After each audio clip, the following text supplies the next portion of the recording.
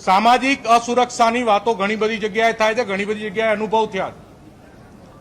રહી વાત સ્પષ્ટતાપૂર્વક વાત કરીએ કે ગોંડલનો જે ઇન્સિડન્ટ છે, ગોંડલમાં વાત ખાલી કયો સમાજનો ધારાસભ્ય બને, કયા સમાજનો સાંસદ સભ્ય બને એની વાત નથી, પણ અલ્પેશભાઈ અંદર મીટિંગમાં વાત કરી કે અંદર ગોંડલની મુલાકાતે હોય, ગલ્લેથી બેઠો બેઠો બિચારો સ્માઇલ આપે, હંતાઈ અંગૂઠો કરે, હાથ આમ કરે, પોતાનું સમર્થન પણ એને બીક લાગે છે, મારી દુકાનમાંથી હું બહાર આવીશ, મારો ફોટો પડી જશે તો મારો ધંધો બંધ થઈ જશે અને અમારામાં એ તાકાત નથી કોઈનો ધંધો અમે ચાલુ કરાવીએ આર્થિક રીતે।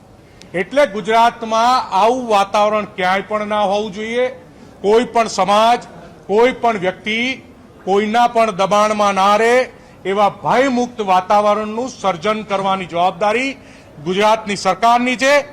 રાજકોટના ગોંડલમાં સરકારે કાયદો વ્યવસ્થા અને અધિકારીઓ ઉપર જે કડક પગલાં લેવા હોય એ કડક પગલાં લઈ અને કોઈ દુકાનમાં બેઠો છે, કોઈ દલિતનો દીકરો, કોઈ પાટીદારનો દીકરો, કોઈ કોળીનો દીકરો, અને એને કોઈ નીકળે છે અને એને સમર્થન આપવા જો આવું છે કે એને સહકાર આપવો છે તો એને કોઈના બાપની બીક ના લાગવી જોઈએ। આ ભયમુક્ત ગોંડલની સર્જન ગુજરાતની સરકારે કરવી જોઈએ। આ સૌથી મોટો આક્રમક રીતે રજૂ થયો।